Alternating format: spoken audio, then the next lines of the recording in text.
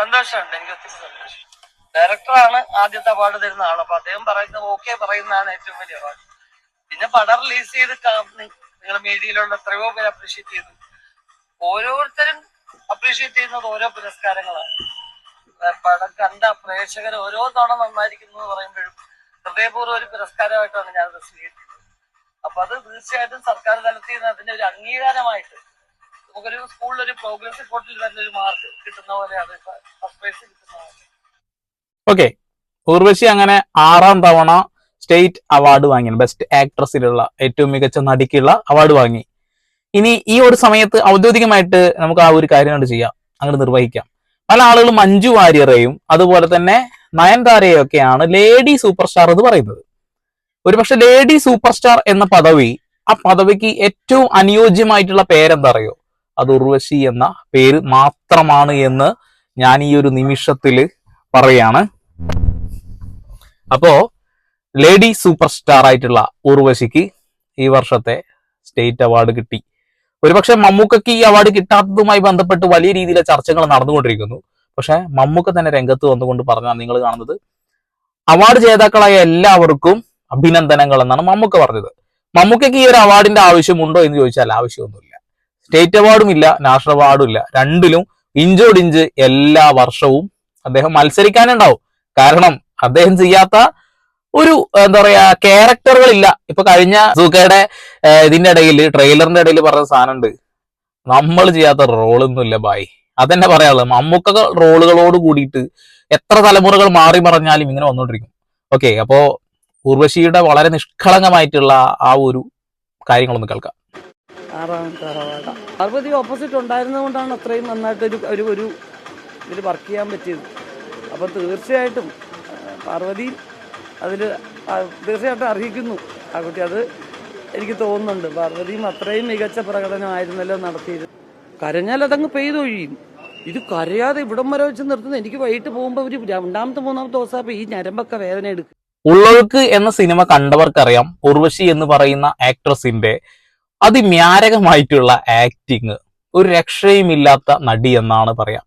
കരച്ചിൽ അടക്കി പിടിച്ചുകൊണ്ടാണ് ആ സിനിമയിലെ എല്ലാ സിനിമയിലും പോലെ കരഞ്ഞു വെഴുകുന്ന ഒരു ക്യാരക്ടറിനെയാണ് അവർക്ക് കിട്ടുന്നത്. ആ ക്യാരക്ടറിനെ ഡയറക്ടറോട് ചോദിച്ച് അനുവാദം വാങ്ങി എന്റേതായ രീതിയിൽ ഞാൻ അഭിനയിച്ചോട്ടെ എന്ന് ചോദിച്ചു കൊണ്ട് വാങ്ങി അഭിനയിച്ചത് കൊണ്ടാണ് ഒരു പക്ഷേ ഉള്ളൊഴുക്ക് എന്ന സിനിമയിൽ ബെസ്റ്റ് ആക്ട്രസ് അവാർഡ് നമ്മുടെ ഉർവശി ചേച്ചിക്ക് കിട്ടുന്നത്, ലേഡി സൂപ്പർ സ്റ്റാർ ഉർവശിക്ക്. ഇനി ഒരിക്കലും മഞ്ജു വാര്യരുടെയും അതേപോലെ നയൻതാരയുടെ പേരൊന്നും ലേഡി സൂപ്പർ സ്റ്റാർ എന്ന ഭാഗത്തേക്ക് ആരും വെക്കരുത്. ഒരു റിക്വസ്റ്റ് ആണ്. കാരണം അർഹതപ്പെട്ടത് അത് നമ്മുടെ ഉർവശിക്ക് മാത്രമാണ് എന്ന് ഞാൻ ഇവിടെ ഊട്ടി ഉറപ്പിക്കുന്നു. 6 തവണ സ്റ്റേറ്റ് അവാർഡ് വാങ്ങിയ, ഏറ്റവും കൂടുതൽ സ്റ്റേറ്റ് അവാർഡ് വാങ്ങിയ ആക്ട്രസ്. ഓക്കെ, അത്ര എനിക്ക് പറയാനുള്ളൂ. ഇനി അടുത്തത് ആട് ജീവിതവുമായിട്ട് കമ്പയർ ചെയ്തുകൊണ്ട് കാതൽ ദി കോറിനെ വലിയ രീതിയിൽ ചർച്ചകളിൽ വന്നൊരു സംഭവമാണ്. ഇപ്പോഴും ചർച്ച നടന്നുകൊണ്ടിരിക്കുന്നുണ്ട്. അപ്പോ മേക്കപ്പിനാണ് ഒരു പക്ഷെ പകുതി മേക്കപ്പാണ് അഭിനയിച്ചത്, പകുതി വസ്ത്രമാണ് അഭിനയിച്ചത്, പകുതി ബീജിയമാണ് അഭിനയിച്ചത് എന്നാണ് പൃഥ്വിരാജിന്റെ ആടുജീവിതം എന്ന സിനിമയെ വിമർശനത്തിന്റെ മുൾമുനയിൽ കൊണ്ടു നിർത്തുന്നത്. അതിന് കൃത്യമായിട്ടുള്ള ഒരു മറുപടി, ഒരിക്കലും മമ്മൂക്കയൊത്ത് ഞാൻ മത്സരിച്ചിട്ടില്ല, ഞാൻ വെറും ഒരു ശിശു, ഞാൻ പഠിച്ചുകൊണ്ടിരിക്കുന്ന ഒരു മനുഷ്യനാണ് എന്ന് പൃഥ്വിരാജ്. എനിക്ക് സത്യം പറയിച്ചിട്ടുണ്ടെങ്കിൽ ഭയങ്കര റെസ്പെക്ട് തോന്നിയൊരു നിമിഷമാണ്. ഒന്ന് കേൾക്കാം. ഒരു വ്യത്യാസം പറഞ്ഞതിലുള്ളത്, ഈ കാതൽ എന്ന സിനിമയിൽ മമ്മൂക്കയുമായിട്ട് മത്സരിച്ചു എന്നൊക്കെ പറയുമ്പോൾ എനിക്ക് തമാശയാണ് തോന്നുന്നത്. കാരണം അദ്ദേഹവുമായിട്ട് മത്സരിക്കുക എന്നൊക്കെ പറഞ്ഞാൽ ഒരു വലിയ കോമഡിയാണ്. കാരണം അദ്ദേഹത്തിന്റെയൊക്കെ സിനിമകൾ കണ്ട് അദ്ദേഹത്തിന്റെയൊക്കെ പെർഫോമൻസസ് ഒക്കെ കണ്ടു വളർന്നാണ് ഞാനൊക്കെ ഒരു സിനിമയിലോടൊരു ഒരു ഇൻട്രസ്റ്റ് എന്ന് എനിക്കൊക്കെ തോന്നുന്നത്.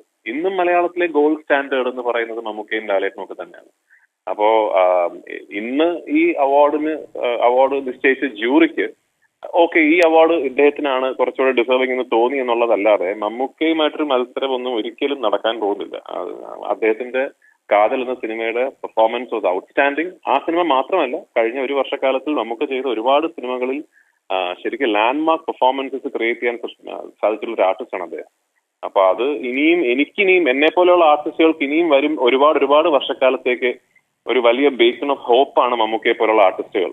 അപ്പൊ എന്നെങ്കിലും അദ്ദേഹം ചെയ്തു വെച്ചിട്ടുള്ള കഥാപാത്രങ്ങളുടെയും അദ്ദേഹം ക്രിയേറ്റ് ചെയ്തിട്ടുള്ള ലെഗസിയുടെയും ഒക്കെ ഒരു ഭാഗത്തെങ്കിലും എത്താൻ സാധിക്കട്ടെ എന്ന് ഞങ്ങൾക്കൊക്കെ ആഗ്രഹിക്കാൻ പറ്റും. എനിക്ക് വളരെ റെസ്പെക്ട് പൃഥ്വിരാജിനോട് തോന്നാനുള്ള കാരണം എന്താ വെച്ചിട്ടുണ്ടെങ്കിൽ പല ആളുകളും ഇപ്പോൾ കാതൽ ദി കോറിലെ ആക്ടിങ്ങിനെ കുറിച്ചിട്ടും നമ്മൾ പറഞ്ഞല്ലോ, ആടുജീവിതവും ആക്ടിങ്ങിനും തമ്മിൽ വലിയ രീതിയിൽ കമ്പാരിസൺ നടത്തുന്നു. ഒരിക്കലും മമ്മൂക്കയും ഒത്ത് കമ്പയർ ചെയ്യാൻ എന്നെ കഴിയില്ല എന്ന് പൃഥ്വിരാജ് തുറന്നു പറഞ്ഞതാണ് എനിക്ക് ഭയങ്കരമായിട്ട് ഒരു എന്താ പറയാ സന്തോഷം തോന്നിയത്. കാരണം ഒരു അഹങ്കാരം കൊണ്ടുള്ള സംസാരമൊന്നും പൃഥ്വിരാജിന്റെ കയ്യിൽ നിന്നില്ല. ഞാൻ ഇപ്പോഴും പഠിച്ചുകൊണ്ടിരിക്കുന്ന ഒരു ശിശുവായിട്ടുള്ള ആക്ടർ ആണെന്നാണ് അദ്ദേഹം പറയുന്നത്. അതുപോലെ തന്നെ മമ്മൂക്കയും ലാലേട്ടനെയും ഒക്കെ ഇപ്പോഴും ഒരിക്കലും പിടിച്ച് നമുക്ക് അതിന്റെ മുകളിലേക്ക് എത്തിപ്പറ്റാൻ കഴിയില്ല എന്ന് എല്ലാ ആക്ടർമാരും പറഞ്ഞു കഴിഞ്ഞു. അത് കഴിയുമോ എന്ന ചോദ്യം അവിടെ ചോദ്യമായിട്ട് നിൽക്കുകയാണ്. എന്റെ ഒരു അഭിപ്രായത്തിൽ ലാലേട്ടനെയും മമ്മൂക്കയും വെച്ച് കമ്പയർ ചെയ്യുമ്പോൾ തന്നെ ഇവർ അങ്ങോട്ടും ഇങ്ങോട്ടും ഒരുപാട് പരിമിതികളുണ്ട്. ഇവർക്കും അങ്ങോട്ടും ഇങ്ങോട്ടും ഒരിക്കലും തോൽപ്പിക്കാൻ കഴിയില്ല. ഇവർ രണ്ടാളും ഒരേ രീതിയിൽ തന്നെ മുന്നോട്ട് പോകാൻ കഴിയുന്ന നടന്മാരാണ്. അപ്പോ ഒരിക്കലും നമുക്ക് ഇങ്ങനെ കമ്പയർ ചെയ്യാൻ കഴിയില്ല എന്നുള്ളത്. കാതൽ ദി കോർ എന്ന സിനിമയിലെ ആക്ടിങ് വണ്ടർഫുൾ ആക്ടിങ് എന്ന് ഇദ്ദേഹം തന്നെ പറയുന്നു. ഒരു പക്ഷെ ആടുജീവിതം എന്ന സിനിമ, ആ ഒരു സിനിമയിൽ പല ആളുകളും എടുത്തു പറയുന്നത് ഞാൻ പറഞ്ഞല്ലോ, മ്യൂസിക്കും അതുപോലെ തന്നെ അദ്ദേഹത്തിന്റെ ആ ഒരു മേക്കപ്പിനൊക്കെ കുറച്ച് അഭിനയിക്കാനും കൂടി കഴിഞ്ഞിട്ടുണ്ട്. പക്ഷെ പച്ചയായ മനുഷ്യനായിട്ട് അഭിനയിച്ചത് മമ്മൂട്ടിയാണ് എന്നുള്ള ചർച്ചയാണ് നടക്കുന്നത്. ശരി വെക്കുന്ന തരത്തിലൊക്കെ തന്നെയാണ്. ഒരുപക്ഷെ ആടുജീവിതം എന്ന സിനിമ എല്ലാവരും വായിച്ചു കൂട്ടി വെച്ച പുസ്തകങ്ങളിലെ ഏറ്റവും മുകളിൽ ഇരിക്കുന്ന പുസ്തകം എന്ന രീതിയിൽ നജീബിന്റെ ആടുജീവിതം, അത് നമ്മൾ എല്ലാവരും ആഗ്രഹിക്കുന്നതാണ്. ജൂറി മെമ്പർമാരും അത് ആഗ്രഹിക്കും എന്നുള്ള കാര്യത്തിൽ ഒരു തർക്കവും വേണ്ട. ഡെഡിക്കേഷൻ എന്ന് പറയുന്ന ഒരു കാര്യമുണ്ടല്ലോ, എത്രയോ ശരീരത്തിലെ ഭാരം കുറക്കാൻ പട്ടിണി കിടന്ന് സംഭവിച്ചിട്ട് ലക്ഷങ്ങൾ വരുമാനമൊക്കെ ഉണ്ട്. അത് ആടുജീവിതത്തിന്റെ 30% അത്രയാണ് അദ്ദേഹത്തിന്റെ സാലറി ആയിട്ടുള്ള പെർസെന്റേജ്, 30 ആണെന്നൊക്കെ അറിയില്ല, സാലറി ആയിട്ട് വാങ്ങുന്നത്. അപ്പൊ ഒറിജിനൽ നജീബിനെ കുറിച്ചിട്ട് ഇപ്പൊ കമ്പയർ ചെയ്യരുത്. ആ പുസ്തകം സിനിമയാക്കുമ്പോൾ ബ്ലസ്സി എന്ന് പറയുന്ന സംവിധായകൻ എത്രത്തോളം വിജയിച്ചിട്ടുണ്ട് എന്നുള്ളതിന്റെ ഏറ്റവും വലിയ ഉദാഹരണമാണ് ആടുജീവിതത്തിന് അവാർഡ് കിട്ടുന്നതും ബെസ്റ്റ് ഡയറക്ടർ അവാർഡ് കിട്ടുന്നതും ബെസ്റ്റ് ആക്ടർ അവാർഡ് കിട്ടുന്നതും. അപ്പൊ ഇവിടെ ഒരിക്കലും ചർച്ച ചെയ്യേണ്ട ഒരു വിഷയമല്ല പൃഥ്വിരാജിനെയും മമ്മൂട്ടിയെയും കുറിച്ചിട്ടുള്ളത്.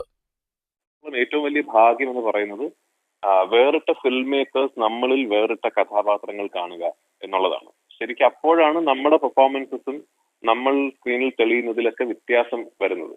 ഇപ്പൊ നമ്മൾ ലെജൻഡറി ആയിട്ടുള്ള ആക്ടേഴ്സ് മമ്മൂക്കയാണെങ്കിലും ലാലേട്ടനാണെങ്കിലും അവരൊക്കെ ത്രൂ ദി ഇയേഴ്സ്, ഇപ്പൊ 80s മുതൽ ഇങ്ങോട്ട് ഓരോ കാലഘട്ടത്തിലും വന്ന എഴുത്തുകാരും സംവിധായകരും അവരിൽ കാണുന്നത് പുതിയ പുതിയ കഥാപാത്രങ്ങളാണ് എന്നുള്ളത് കൊണ്ടാണ് അവരൊക്കെ ഇന്നും സിഗ്നിഫിക്കന്റ് ആയിട്ട് നിൽക്കുന്നത്. ടൈപ്പ് ഓഫ് കാസ്റ്റിംഗ് ആണ് ഇപ്പൊ നടന്നുകൊണ്ടിരിക്കുന്നത്.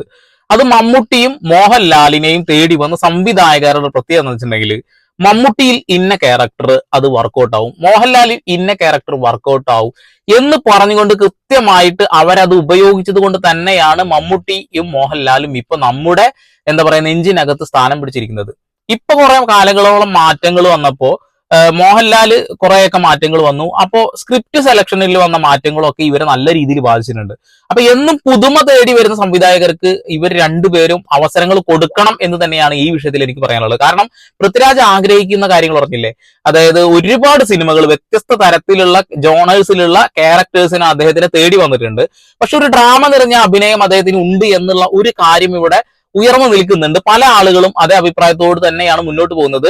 വളരെ വ്യത്യസ്തമായ രീതിയിൽ അദ്ദേഹം ചെയ്ത സിനിമയിലെ ഏറ്റവും വ്യത്യസ്തമായ 2 സിനിമകൾ, ഒന്ന് നന്ദനവും ഒന്ന് ഈ പടവുമാണ്, അതായത് ആടുജീവിതവുമാണ്. എന്തുകൊണ്ടാണ് നന്ദനം മാറുന്നത് വെച്ചാൽ, നന്ദനം ആദ്യം വന്ന സിനിമ ആയതുകൊണ്ട് നമുക്ക് പുതുമയുള്ള ഒരു ആക്ടിങ് പോലെ കണ്ടു, അത്രേ ഉള്ളൂ. ഒരു പുതിയ മുഖമാണ് എന്ന് നമുക്ക് തോന്നാത്ത രീതിയിലുള്ള ഒരു അഭിനയം നമ്മൾ അവിടെ കണ്ടു. അത് കഴിഞ്ഞ് ദ ഗോട്ട് ലൈഫ് ആടുജീവിതം സിനിമയിലും ആണ് വ്യത്യസ്തമായി എനിക്ക് തോന്നിയിട്ടുള്ളത്. പല ആളുകളും പലതും തോന്നിയിരിക്കും. എനിക്ക് എന്നും നിന്റെ മൊയ്തീൻ എന്ന സിനിമയൊക്കെ വളരെ ഡ്രാമ നിറഞ്ഞ ഒരു സിനിമയായിട്ട് തന്നെയാണ് തോന്നിയിട്ടുള്ളത്. പക്ഷെ ആ സിനിമ എനിക്ക് ഭയങ്കര ഇഷ്ടമാണ്. അദ്ദേഹം ഡ്രാമയാണോ ചെയ്തത് റിയൽ ആണോ ചെയ്തത് എന്നുള്ള കാര്യം മാറ്റി നിർത്തി സിനിമ എനിക്ക് ഇഷ്ടമാണ്. അതൊക്കെ തന്നെയാണ് തുടർന്ന് അങ്ങോട്ടും ആഗ്രഹിക്കുന്നത്. അതായത് പുതിയ പുതിയ സംവിധായകർ പുതിയ രീതിയിലുള്ള കഥകളുമായിട്ട് എന്നെ സമീപിക്കട്ടെ, എന്നിൽ പുതിയ ക്യാരക്ടേഴ്സ് കാണട്ടെ. അങ്ങനെ കണ്ടതുകൊണ്ടാണ് മോഹൻലാൽ എന്ന് പറയുന്ന നടനും മമ്മൂട്ടി എന്ന് പറഞ്ഞ നടനും ഇവിടെ ജനങ്ങളുടെ ഹൃദയത്തിനകത്ത് കയറി കൂടുകൂട്ടിയിരിക്കുന്നത്. അതുകൊണ്ടാണ് ഇത്രയും പ്രായമായി എത്രയോ കാലങ്ങളായി മമ്മൂട്ടിയും മോഹൻലാലൊക്കെ നിരന്തരമായിട്ട് ഇങ്ങനെ സ്റ്റേറ്റ് അവാർഡുകളിലേക്ക് നാഷണൽ അവാർഡുകളിലേക്കൊക്കെ എന്താ പറയാ ഇങ്ങനെ നോമിനേറ്റ് ചെയ്യപ്പെടുമ്പോൾ നമുക്ക് ഭയങ്കര ഇഷ്ടപ്പെടുന്നത് എന്തുകൊണ്ടാണ് അവരിപ്പോൾ വ്യത്യസ്തമായി മുന്നോട്ട് പോകുന്നത്. നേരി എന്ന സിനിമയിൽ ഒരുപക്ഷെ സ്റ്റേറ്റ് അവാർഡിൽ പരിഗണിക്കപ്പെട്ട ഒരു സിനിമയാണ്, പിന്നീട് അത് തട്ടി ബാക്കിലോട്ട് പോയി. ഒരു വ്യത്യസ്തത ഇല്ലാത്തത് കൊണ്ടാകാം ഒരുപക്ഷെ.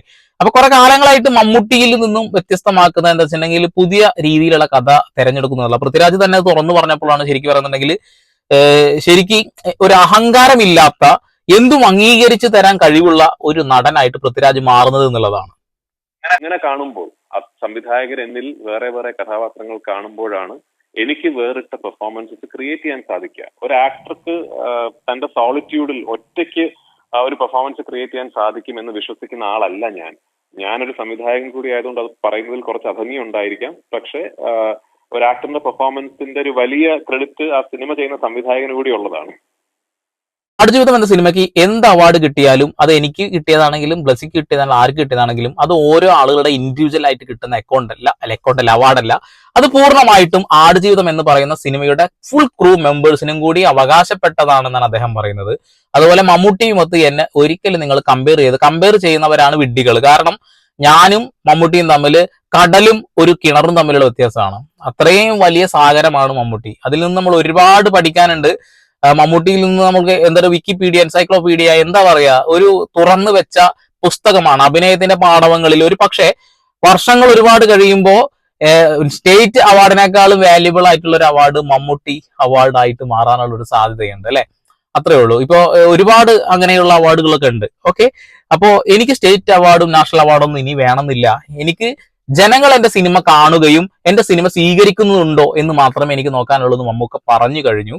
ഇപ്പൊ ഫാൻസിന് ഒരു വലിയ സങ്കടമൊക്കെ ഉണ്ടാവാനുള്ള സാധ്യതയുണ്ട്. കാരണം അവരെ അത്ര ഇഷ്ടപ്പെടുന്ന ആരാധിക്കുന്ന നടന് അങ്ങനെ അവാർഡ് കിട്ടിയില്ല, തഴഞ്ഞു എന്ന് പറയുമ്പോൾ ഇപ്പൊ നാഷണൽ അവാർഡിൽ പോലും തഴയപ്പെട്ടതുപോലെ തന്നെയാണ്. കാന്താര എന്ന സിനിമയിലുള്ള ഏറ്റവും അവസാനം 10 മിനിറ്റ് മാത്രം അഭിനയിച്ച ഒരു മനുഷ്യന് അവാർഡ് കൊടുക്കുകയും ഒരു സിനിമ ഉടനീളം അഭിനയിച്ച് തകർത്താടിയ നമ്മുടെ മമ്മൂട്ടിയുടെ നൻപകൽ നേരത്ത് മയക്കത്തെ തഴയുകയും ചെയ്തപ്പോൾ തന്നെ നിങ്ങളത് ആലോചിക്കേണ്ടതായിരുന്നു. ഓക്കെ, ഒരു ബെസ്റ്റ് ജൂറി ഒരു ഇതെങ്കിലും കൊടുക്കാറുണ്ട്, പരാമർശമെങ്കിലും നടത്താമായിരുന്നു എന്നാണ് എനിക്ക് സ്റ്റേറ്റ് അവാർഡിലും അതുപോലെ നാഷണൽ അവാർഡിലും പറയാനുള്ളത്. ഓക്കെ, അപ്പോ ലേഡി സൂപ്പർ സ്റ്റാർ ആയിട്ടുള്ള ഉർവശി എന്ന് പറയുന്ന മലയാളത്തിന്റെ അഭിമാന നായിക നടി ഉർവശിക്ക് ഒരു സല്യൂട്ട് കൊടുക്കാം. അവർക്ക് 6ാമത് സ്റ്റേറ്റ് അവാർഡ് കിട്ടുകയും അതിൽ ഞാൻ വളരെ അഭിമാനം കൊള്ളുന്നു ചെയ്യുന്നു. കാരണം മലയാളി ആയതിൽ ഞാൻ അഭിമാനം കൊള്ളുന്നത് വെച്ചാൽ മലയാള സിനിമ ഇന്ത്യൻ സിനിമയുടെ മുഖമുദ്രയായി മാറിക്കൊണ്ടിരിക്കുന്നത് ഈ ഒരു കാലഘട്ടത്തിൽ, നമ്മൾ ആ ഒരു സുവർണ്ണ കാലഘട്ടത്തിലൂടെ ജീവിക്കുമ്പോൾ മനസ്സിൽ ഭയങ്കര സന്തോഷവും ഭയങ്കര കുളിർമയും അതുപോലെ തന്നെ